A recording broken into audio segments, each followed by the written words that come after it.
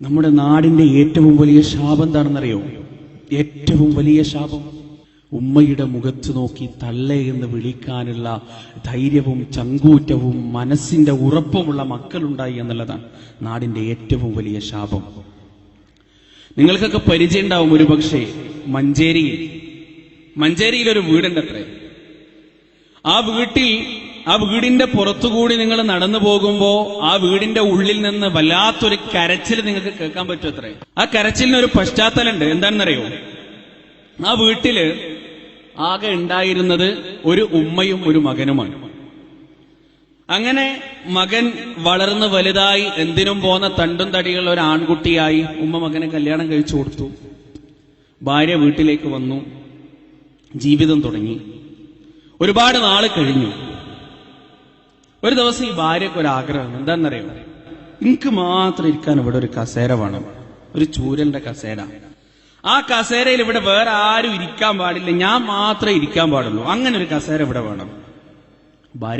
ഭർത്താവ് വന്നപ്പോ പറഞ്ഞു, ഈ വീട്ടില് എനിക്ക് മാത്രം ഇരിക്കാൻ ഒരു ചെയർ വേണം. ഭർത്താവ് ചോദിച്ചു, അതെന്താണ്ടി അങ്ങനെ? എനിക്കെന്താ വട്ടായോ? അതല്ല, എനിക്ക് അങ്ങനെ വേണം. ആയിക്കോട്ടെ, പ്രശ്നമില്ല, ഒരു കസേര വാങ്ങിച്ചാൽ അതിന് വലിയ ചെലവൊന്നുമില്ലല്ലോ.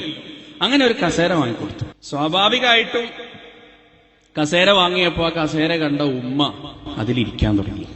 ഉണ്ടാവുമല്ലോ, ദിവസവും ഈ ഭർത്താവ് വീട്ടിലേക്ക് വരുമ്പോ ഇവള് തലയണ മന്ത്രത്തിലൂടെയും കുശുമ്പ് കുന്നായത്തിലൂടെയും ഈ ഉമ്മയ്ക്കെതിരെ പരാതി പറയാൻ തുടങ്ങി. സ്ഥിരമായിട്ട് ഇയാള് വരുമ്പോ കേൾക്കുക, നിങ്ങളുടെ ഉമ്മാനെ കൊണ്ട് ഇടങ്ങേറാണ്, അങ്ങനെയാണ് ഇങ്ങനെയാണ്, നിങ്ങളെ ഇഷ്ടമല്ല, എന്നെ ഇഷ്ടമല്ല, അങ്ങനെയാണെന്നൊക്കെ പറഞ്ഞ് ഉമ്മാനെ കുറിച്ച് കുശുമ്പ് കയറ്റി. ഒരു ദിവസം ഈ കുശുമ്പിങ്ങനെ അതിന്റെ ഏറ്റവും മൂർധന്യാവസ്ഥയിൽ ഇങ്ങനെ എത്തി നിൽക്കാണ് കേട്ടോ. അങ്ങനെ ഒരു ദിവസം ഈ മനുഷ്യൻ വീട്ടിലേക്ക് കയറി വരുമ്പോ ഉമ്മ ഇങ്ങനെ ആ കസേരയിൽ ഇരുന്നിട്ട് എന്തോ വായിക്കുക അങ്ങനെ ചെയ്യാണ്. ഇയാള് ഗ്രിൽസ് തുറന്ന് ചാടിക്കയറി ഉമ്മാന്റെ വയറ്റ് തൊരറ്റ ചവിട്ടി. മഞ്ചേരിയിൽ നടന്ന സംഭവമാണ് അത്ര. ഗ്രില്ല് തുറന്ന് ചാടിക്കയറി ഉമ്മയുടെ വയറ്റത്തേക്ക് ഒരറ്റ ചവിട്ടി. എന്നിട്ട് ചോദിച്ചു, തള്ളേ, നിങ്ങൾക്ക് നാണല്ലേ?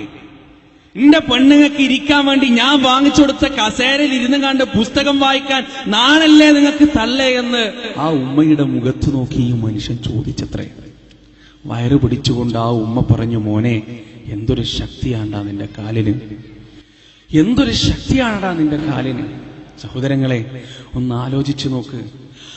ഏതൊരു വയറ്റിലാണോ അവൻ ചവിട്ടിയത്, ആ വയറ്റിലാണ് 25 വർഷം മുമ്പ് 10 മാസക്കാലം ചുരുണ്ട് കിടന്നത്. ആ വയറ്റിൽ നിന്ന് കിട്ടുന്ന വെള്ളം, അവിടെ നിന്ന് കിട്ടുന്ന ഭക്ഷണം, അതിനുശേഷം ജനിച്ചു വീണതിന് ശേഷം ആ ഉമ്മയുടെ കരങ്ങളും ആ ഉമ്മയുടെ ചുണ്ടുകളും ആ ഉമ്മയുടെ മാരടവും ആ ഉമ്മയുടെ കണ്ണുനീരും നൽകിയ ചൂടേറ്റുകൊണ്ടാണ് അവൻ വളർന്നത്. ഇന്ന് ആ മനുഷ്യൻ കിടന്ന് അനുഭവിക്കുകയാണ്, അല്ലേ? മാതാപിതാക്കളോടുള്ള അക്രമത്തിന്റെ ശിക്ഷയുടെ ജീവിക്കുന്ന തെളിവായി മഞ്ചേരി പ്രദേശത്ത് ഇന്നും ആ മനുഷ്യൻ ജീവിക്കുന്നു.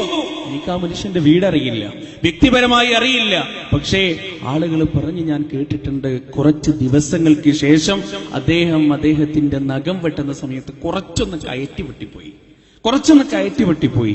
അതൊരു പഴുപ്പായി.